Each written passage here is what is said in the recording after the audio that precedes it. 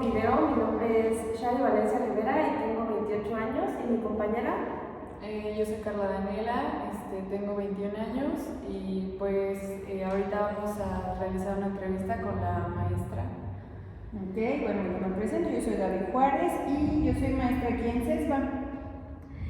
El objetivo de esta entrevista es conocer y en este caso tener un acercamiento a la praxis de labor del psicólogo. Es parte de un proyecto de la materia de Introducción a la Psicología 2.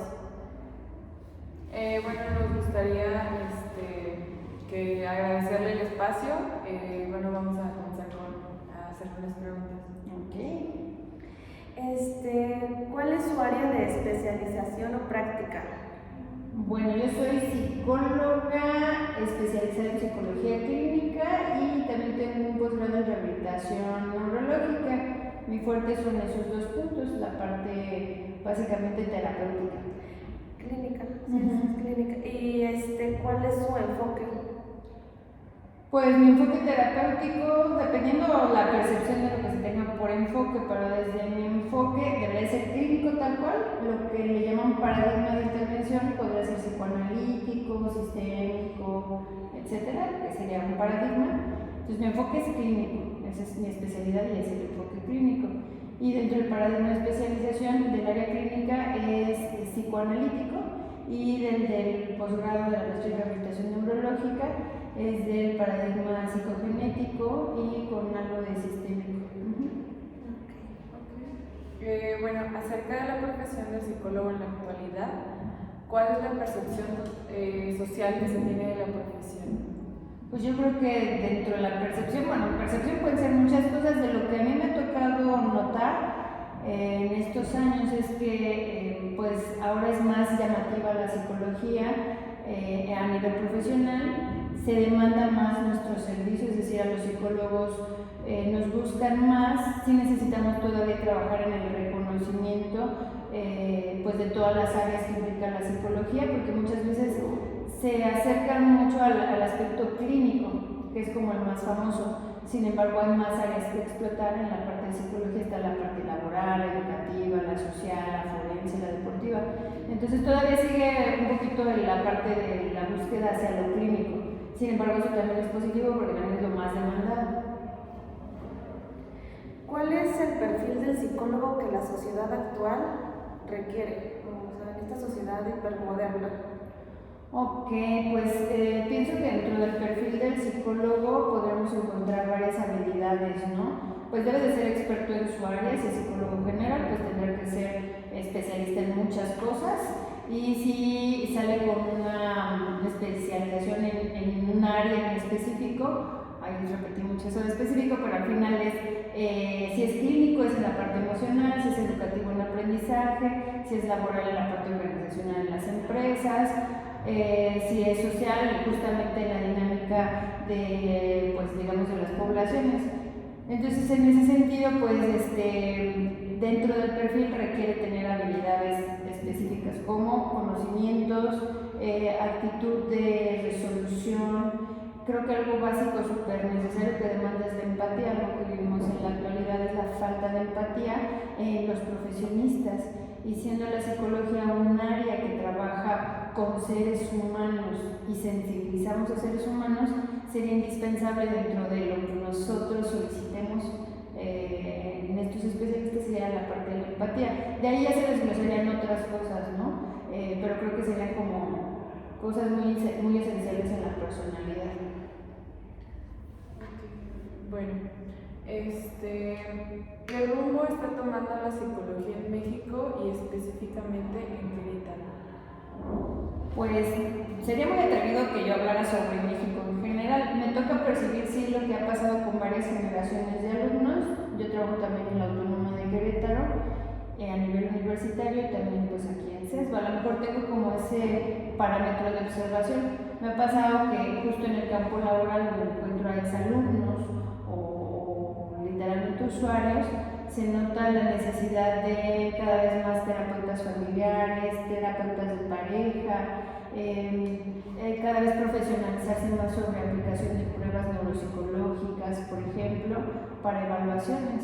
Entonces, creo que se le demanda cada vez más conocimientos al psicólogo y pues es cada vez más necesitado también. Bueno, entonces, para usted, ¿qué enfoque o postura teórica prevalece aquí en Querétaro? Me parece que no hay una que reine. Yo te puedo hablar desde la UAP, toda la experiencia que se tiene con la facultad que tiene más tiempo en Querétaro es la Facultad de la Autónoma de Querétaro, y ahí tenemos 4 áreas de psicología. En esas 4 áreas no tienen un solo paradigma reinante. Te decía, no es como tal un enfoque, sino le llaman paradigma teórico. Nosotros analizando en ciencias sociales los paradigmas pues son constructos temporales, son respuestas temporales que implican también preguntas específicas. Sin embargo, por ejemplo, en el área clínica de la facultad se considera el enfoque psicoanalítico, de terapia psicoanalítica. Sin embargo, no es psicoanálisis. Muchas veces llegan como con esta idea, o sea, si nos basamos en que la mayoría de profesionistas egresados en la psicología vienen o los genera la UAP, podemos ya en la mayoría de psicólogos clínicos, su fundamento teórico es el psicoanálisis. Sin embargo, no necesariamente es así. Digamos, no hay un estudio científico que diga que en dónde están los egresados y a qué se están dedicando, y que también pruebe que solamente se quedaron en ejercer en Querétaro. Entonces sería como complicado generalizar. Sin embargo, bueno, ese es digamos, el paradigma que se toma en clínica. En educativa, en social, en laboral tienen otros paradigmas que finalmente responden a la demanda social. En CESBA, por ejemplo, tenemos algo muy bonito que es que hay una confluencia de distintos paradigmas y enfoques. Tenemos maestros que son especialistas en el paradigma sistémico, otros en un paradigma mucho más enfocado a cognitivo-conductual, otros más también en la parte psicoanalítica, y esta amalgama que les permite a los chicos tener un pedacito de cada paradigma, pues les permite también saber con cuál empatan. Ahora, ¿cómo alguien podría decir cuál es el mero bueno? Nunca va a haber, porque es un complemento. Entonces, por ejemplo, les pongo un ejemplo: si yo voy a atender a una familia, no podría incluir un paradigma psicoanalítico puro o ortodoxo, porque el psicoanálisis es individual.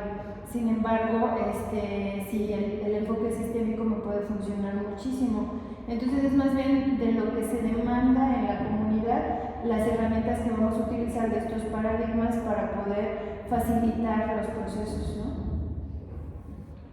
¿Cuáles considera usted que son los desafíos que debe enfrentar el psicólogo en la actualidad?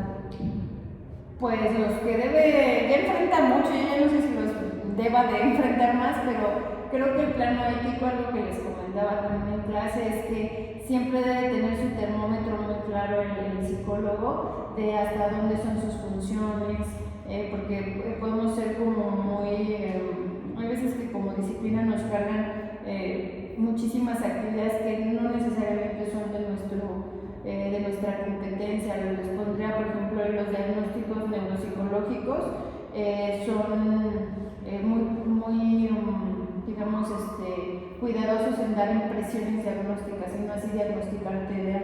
Y hay veces que quisieran que el psicólogo diagnostique trastornos cuando, tanto neurológicos o psiquiátricos, cuando le toca a otro especialista. Entonces creo que nos demanda el saber qué hacen los otros especialistas que nos ayudan, cómo les ayudamos también en su labor, y saber trabajar en interdisciplinaridad y no invadir otros campos laborales, que al final pues no tenemos los referentes de conocimiento para, por ejemplo, medicar a alguien o recomendarles tecitos. El gran problema también es que la psicología se presta mucho a esta parte de magia y religión o de costumbres, y que al final la gente se llega a confundir con la psicología científica, con la que no, o digamos con ciertas costumbres que no lo son. Entonces, por ejemplo, decir, es que el psicólogo me recomendó, por ejemplo, las flores de Bach, pues no son científicas como tal, no estarían en nuestro ramo. O leo las auras, pues tampoco es del psicólogo, pero si hubiese alguien que lo practicara o en videos, etcétera, confunden. Entonces creo que también parte de la labor del psicólogo es informar cuáles son nuestras funciones.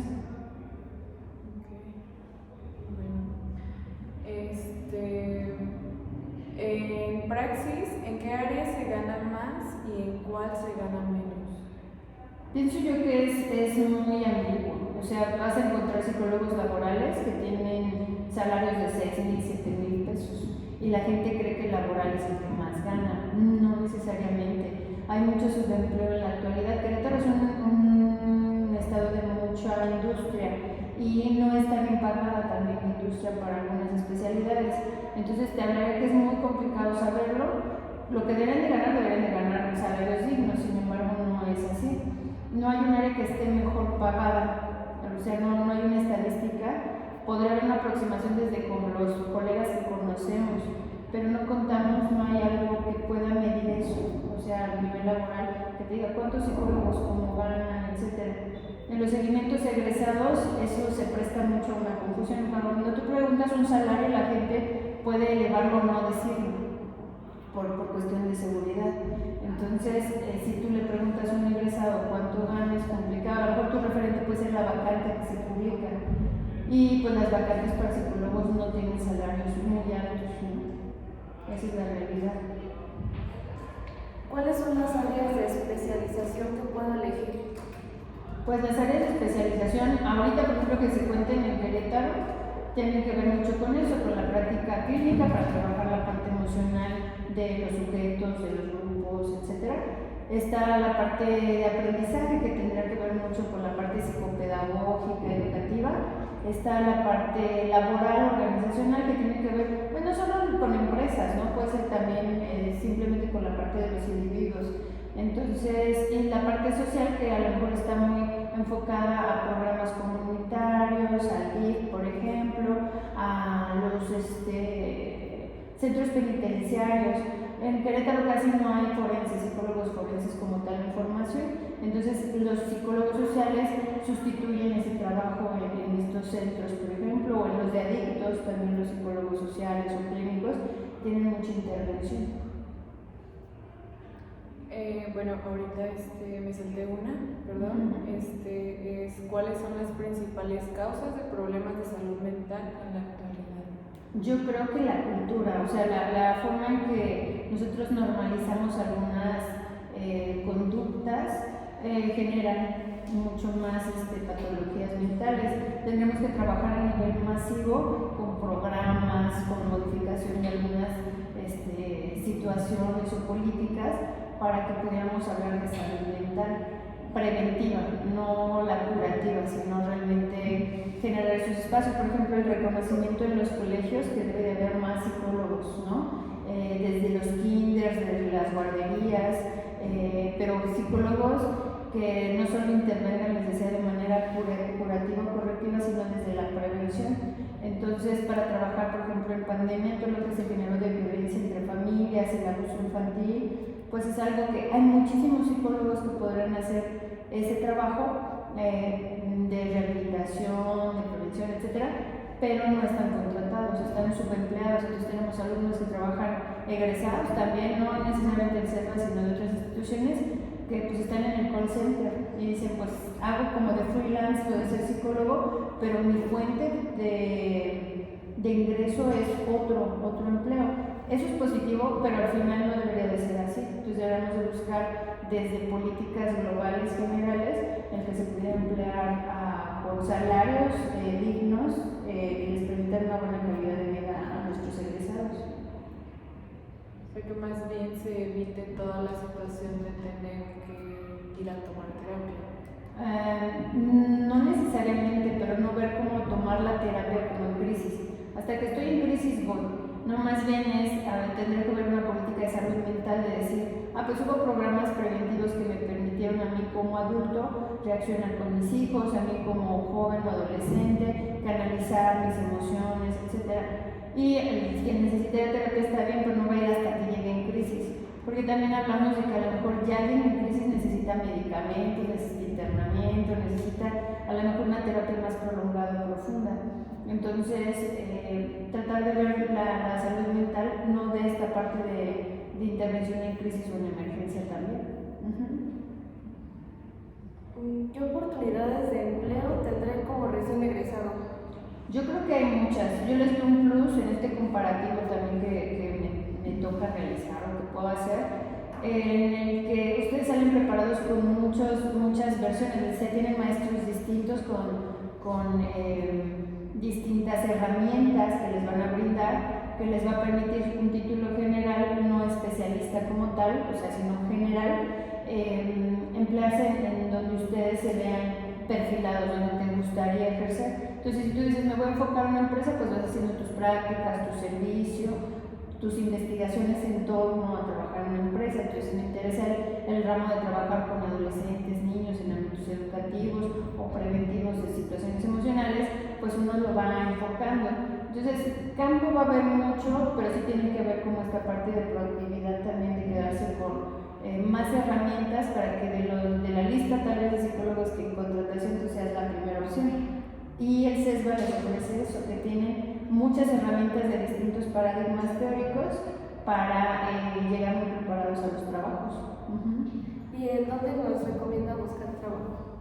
Pues miren, un poquito tiene que ver esa pregunta con lo que ustedes se contesten, es decir, ¿dónde se ven? Yo les pregunto siempre a los alumnos, ¿con qué población te gustaría trabajar? ¿Te ves trabajando con niños, con adolescentes, con mujeres, con hombres, con adultos? ¿En qué contexto? Porque eso visualiza, por ejemplo, si me dices psicóloga, me gustaría ser psicóloga como terapeuta, pero no me gustaría atender niños, o sea, no lo mío no es con los niños, no empatizo también con ellos, me gustaría más bien trabajar con adultos mayores. Entonces ves como la respuesta te va enfocando hacia dónde. Entonces esa parte de autoconocimiento de ustedes, el reconocimiento de estas habilidades a la par de que van creciendo en la carrera, les permite irse enfocando. Ok, voy a centrar todos mis esfuerzos en esto. Y es como echarle boletitos a la tómbola, ¿no? Es decir, pues es más fácil que a mí me contraten si yo tengo todas las herramientas de experiencia y de teoría y de práctica. Y esa preparación te va llevando, te va abriendo puertas al entorno. También la otra, que ustedes son su tarjeta de presentación. Les decía que tenemos que tener mucha congruencia en la formación cuando somos alumnos. Si yo veo que mi compañera es muy brillante, viene a clase, participa, es apasionada de la clase, entrega muy buenos trabajos, obviamente cuando yo egrese y me llegue a algún paciente que yo no pueda tomar, pues se lo voy a dar a mi compañera, porque sé que es brillante y a lo mejor no es con la que yo me juntaba siempre, pero noté que tenía habilidades. Y creo que eso es un poco, generamos redes de apoyo también para la parte laboral. Algo que es muy frecuente en los alumnos cuando egresan es que ellos mismos ponen sus clínicas, ellos mismos ponen sus consultorías, porque reconocen que tienen habilidades complementarias. Ah, tú eres bueno para la tecnología, tú eres bueno para esto, entonces en el proyecto vamos a meter así. Y son muy proactivos los chicos que estudian psicología, ¿no? Y cuando salen, gestionan sus lugares de empleo o también se pueden emplear, tienen esas dos opciones. Y nosotros ahorita, como estudiantes de tercer cuatrimestre, podríamos empezar ya a tener un empleo que vaya como enfocado, así como a la psicología. Podrían, ya tenemos que estar ya egresados. Miren, ya hay alumnos que su empleo, el perfil de los chicos de CESBA, son un poco más maduros en relación que la gran mayoría trabajan. Entonces tienen otro tipo de acercamiento hacia simplemente pagar su colegiatura y venir a tomar clase. Pero efectivamente sí sería importante que ustedes se den a la par, pues el chancecito tal vez de ir como practicantes, de ir a ver, ¿no? Hay gente que me dice, yo soy recepcionista en una clínica y veo como más o menos el movimiento.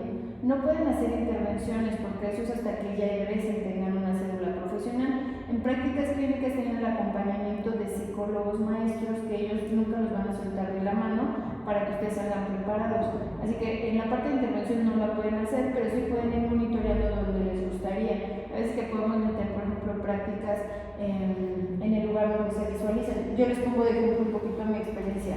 Cuando yo era estudiante de octavo semestre, de séptimo semestre, yo ya había decidido dónde hacer mi servicio social. Yo decidí como psicóloga clínica hacerlo en el Hospital del Niño y la Mujer.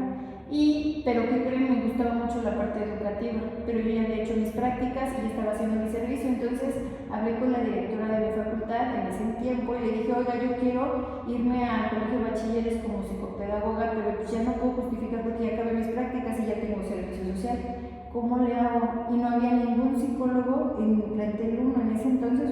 Había pterodáctilos y dinosaurios, bueno, ya había muchos alumnos en ese entonces y no había un psicólogo. Entonces la directora se inventó, literal se inventó, que eran prácticas laborales, así le puso, me hizo un oficio, me apoyó y me fue a hacer prácticas, otras prácticas más, y iba a dos cosas, iba a mi servicio social y aparte iba al colegio de bachilleres 3 días a la semana, cuando podía, a la parte de hacer intervención y todo. Entonces, ¿por qué les comento esto? Porque en mi experiencia profesional siempre he trabajado en la parte clínica terapéutica, nunca he dejado, desde que yo crecí siempre he tenido pacientes y siempre todo me llevó a los psicopedagógicos de distintos colegios. Yo no lo busqué, me recomendaron, me llamaron y así estuve.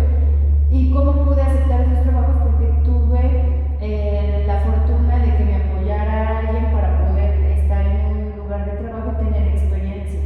Entonces, cuando tú te enfocas y redescubres, pues vas a tocar puertas, vas a moverte para poder aprender y eso te da más herramientas para desempeñarte en un empleo. Siempre va a haber angustia de si uno puede tener empleo o no, pero esa angustia la viven todas las profesiones. No hay una profesión, ni siquiera los médicos ni los abogados, que digan, saliendo tengo el trabajo 100% seguro. No existe eso. Lo que sí existe es que si estás más preparado que los demás, tú vas a tener el puesto. O sea que, bueno, una de esas partes es que ya desde ahorita nos recomienda ya tener obviamente el enfoque, pero hacia lo que nos queremos especializar. Sí, yo creo que donde te gustaría trabajar. Mira, es muy sencillo ponerlo, los niños me encanta porque son bien nobles y son muy honestos consigo mismos. Los adultos empezamos a meternos muchos filtros. Entonces, si tú tuvieras, yo les pongo el ejercicio así, si tú tuvieras una varita mágica y pudieras elegir dónde hacer tus prácticas o dónde trabajar inicialmente, dónde lo elegirías. Es que nos bloqueamos, ¿no? Pero la respuesta honesta es la más padre. Decir, me encantaría estar en un penal, pues estaría genial. O me encantaría trabajar en investigación. O sea, no me veo teniendo pacientes, pero me encantaría investigar sobre temas de psicología. No, yo me veo como tallerista, ¿no? Para adultos mayores, no me veo. Entonces, esa respuesta te va llevando hacia las herramientas. De hecho, vas filtrando tus clases en torno a donde tú te estás perfilando. Dices, esta materia me sirve para esto y me enfoque de mi empresa, ¿no? O de donde me quiero contratar. Entonces, sí hay que utilizar esa como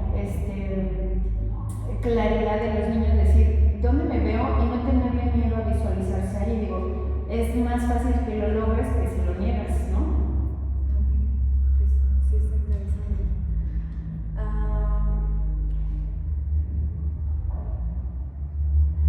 ¿A qué cantidad asciende el sueldo que pueda recibir siendo egresado? Pues va a depender de qué lugar vayas, de la empresa y también del año en el que salgas, ¿no? Yo te puedo platicar ahorita, por ejemplo, abrimos una convocatoria para contratar psicólogos y obviamente pues tuvimos que ver comparativos con otros colegios en donde trabajo. Entonces el perfil realmente de un psicólogo está entre psicólogo educativo o que trabaja en psicopedagógicos entre 12,000 y 15,000 pesos mensuales. Pero un psicólogo laboral, por ejemplo, en algunas empresas con horarios hasta fines de semana, cobra 20,000 pesos. Y tiene que ver con el perfil también de lo que tú quieras. Un psicopedagogo solo va de lunes a viernes, o un psicólogo educativo de lunes a viernes a un colegio. En cambio, un psicólogo laboral puede ser que no, le toca reclutación masiva al domingo y pues el domingo va a ser, ¿no? Entonces es dependiendo también, a lo mejor dices, son 20,000 pesos. Pero habría que ver cuánto tiempo de su vida le está invirtiendo. O le ponía un ejemplo a una alumna justo del salario, decía como la parte de elegir un salario base cuando tienes un complemento, pues te sirve. Por ejemplo, yo en mi caso yo tengo un trabajo por la mañana fijo, tengo un consultorio también, y luego también doy clases en 2 universidades. Entonces, podría decir que tengo mucho trabajo, pero también el estrés que me genera el trabajar en escuelas me gusta. Entonces a mí me gusta desvelarme revisando trabajos, se me pasa el día volando dando clases. Entonces si a ti te gusta ese trabajo, puedes ser psicólogo laboral hasta los domingos porque te gusta ese estrés. Pero hay gente que a lo mejor no tiene esa compatibilidad con su proyecto de vida. Entonces sí, la elección profesional o laboral también tiene que empatar con lo que tú quieres lograr en tu vida personal. ¿Qué ideas de autoempleo o emprendimiento puedes sugerirme? Pues yo creo que esa que les decía, si ustedes saben en qué son buenas, pueden generar proyectos para situaciones particulares.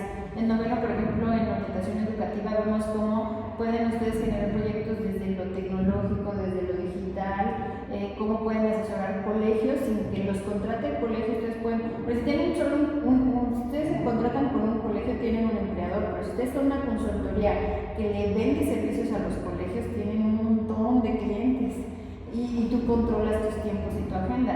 Pero bueno, yo lo que les recomendaría es eso, es decir, pensar sí en a lo mejor incorporarse en una consultoría entre varios compañeros y enfocarse a ciertos ramos que podrían ser un nicho del negocio. Por ejemplo, en la adultez mayor hay muy pocos nichos de negocio para psicólogos, o sea, más bien, hay mucho campo, pero hay pocos psicólogos que estén interviniendo. O por ejemplo, en los centros de adicción, la mayoría de los centros de adicción atendidos en Querétaro no son puestos por psicólogos o fundados por psicólogos, son por exadictos, con primaria terminada. Y el sesgo es que no tienen las herramientas profesionales. Ellos han contratado a profesionales, a ver cómo está el nivel, y han hecho sus clínicas. Entonces, qué mejor que fueran fundados por psicólogos, que le dieran empleo a más psicólogos, pero que tuvieran toda la parte de especialización y trabajo con las familias de adictos, etc. Entonces, al campo hay muchísimo, pero el chiste es enfocarse. Ya depende de cada quien, ¿no? ¿Qué puedo hacer para complementar mi formación aparte de seguir estudiando mi carrera? Pues yo creo que miren, el psicólogo está obligado a ver todo tipo de programas, series de televisión, aprender idiomas, todo eso te abre el panorama. Efectivamente usted está en una generación donde hay inteligencia artificial que les puede traducir y resumir, pero ustedes son lo más importante porque son los que interpretan esa información que les da la tecnología. Entonces, pues yo creo que sería esa parte, informarse mucho sobre tecnología porque influye muchísimo en nuestros usuarios en todos los servicios, empaparse mucho en tecnología y pues leer, ir al cine, estar al pendiente de las noticias, todo eso les aporta a su formación. No cerrarse, nunca encasillarse a un paradigma teórico, es que tiene que ser cognitivo-conductual, es que tiene que ser psicoanálisis, porque no funciona, la estructura no funciona así. Tus usuarios de servicio te van a demandar herramientas de todos los paradigmas teóricos y uno tiene que prepararse en tener los elementos más importantes. O sea, se podría decir que podríamos tomar un poco de todo para dar terapia. O sea, si yo quisiera dedicarme, no sé, a la psicología clínica y dar psicoterapia, o sea, lo más conveniente es como agarrar un poquito de todo. Mira, yo en mi experiencia sí lo veo así.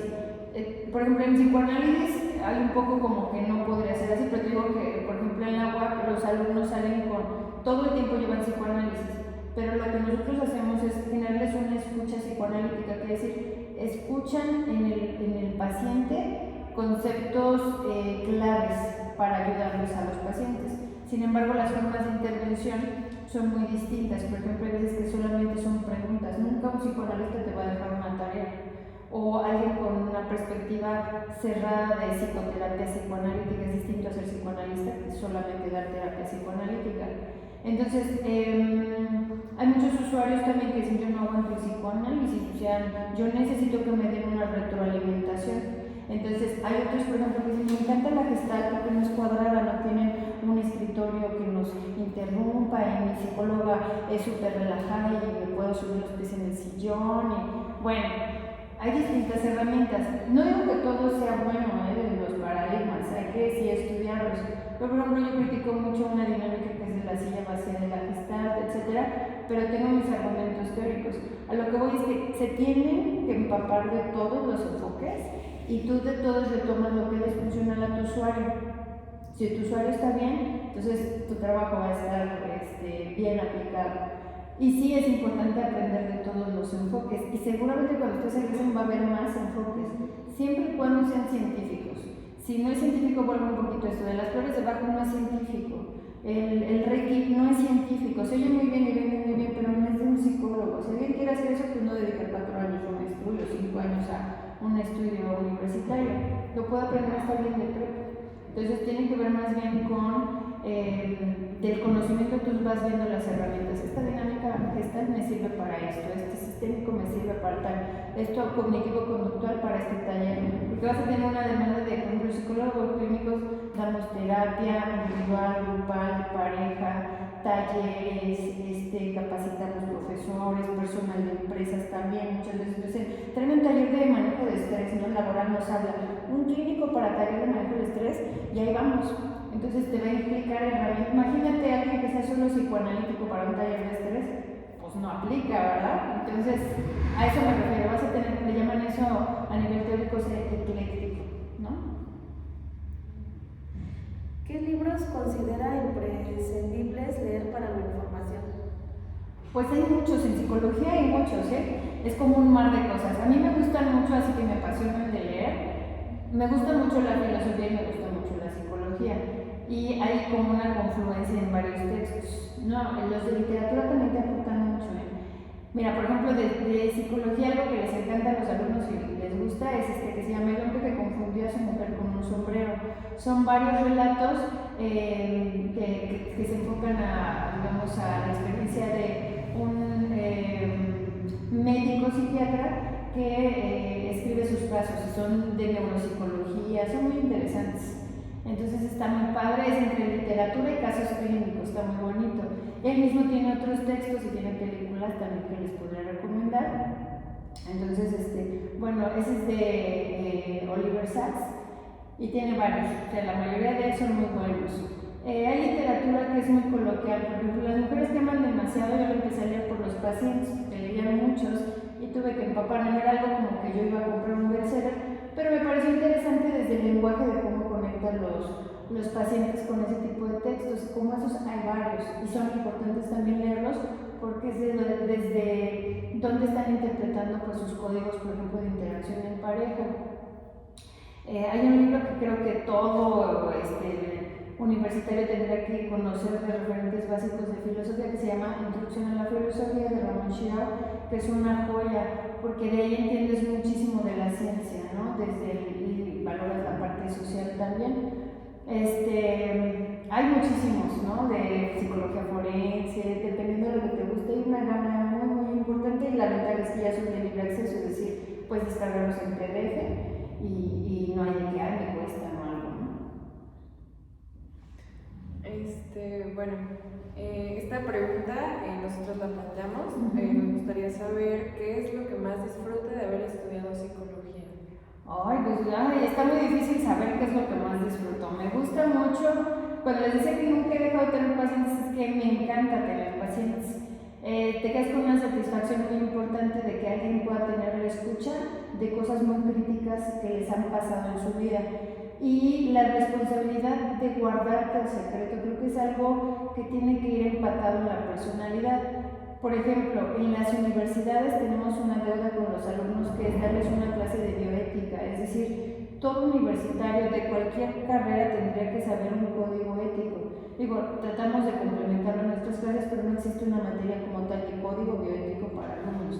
Entonces creo que, por ejemplo, esa parte es súper esencial, porque les da una formación en un sentido social, de no querer enriquecerse. Y algo que tenemos que los psicólogos es como que no vemos nuestra profesión para un enriquecimiento personal material, sino desde la satisfacción de lo que produce tu escucha o tu intervención, porque no solo genera algo en tu usuario, sino en su entorno. Entonces está bien padre. Me encanta la psicología, que nunca está dicho todo, siempre es un reto, siempre estás aprendiendo. No hay alguien que diga, yo lo domino, ¿no? Cuando ya empezabas a creer que estabas dominando, te cambiaron la pregunta, ¿no? Entonces creo que la psicología es muy apasionante en todas sus áreas. Me encanta la psicología clínica, disfruto mucho el poder trabajar con las emociones, pero es todo un reto también. ¿Qué mensaje o consejo nos quiere dar a mí y a mis compañeros como estudiantes de psicología? Ok, pues yo creo que eso, que siempre estén en contacto con sus emociones, que sean empáticos, que sepan que su trabajo es muy valioso, que efectivamente hay que cobrar por él, pero no hay que enriquecerse de él. Con esto llego a la parte de no hay que abusar de nuestros usuarios, hay que siempre vender nuestro servicio, pero real, o sea que tenemos que estar bien profesionalizados para ser muy buenos, ¿no? en nuestro trabajo, y que todos nuestros usuarios vayan con un sentido de satisfacción y de efectos reales en sus vidas, porque al final trabajo, como les decía yo, con personas. Entonces, entre más te comprometas con tu profesión y que seamos congruentes, los psicólogos lo que más nos exigimos es la congruencia. Yo no le puedo pedir manejo emocional a mis usuarios si yo no lo tengo, ¿no? Entonces no puede haber un psicólogo que sea infiel, no debería existir, lo sé, pero no, un psicólogo que abuse de su relación con el paciente, no debería existir, pero lo sé. Un psicólogo que miente en su currículum, no debería existir, pero lo sé. Y digo, ¿por qué? Porque si tú vas perfilando lo que quieres, pues efectivamente vas filtrando lo que no debería de pasar en tu carrera, ¿no? Bueno, pues espero. Ahorita ya es todo. Se le agradecemos su tiempo. La verdad es que pues, todo lo que nos estuvo platicando fue muy interesante y la verdad es que ya ahorita pues, nos podemos proyectar hacia dónde vamos y qué es lo que queremos. Sí, igual muchas gracias por aceptar esta entrevista y regalarnos tiempo. Ok, muchas gracias chicas y un saludo a todos por allá. Listo.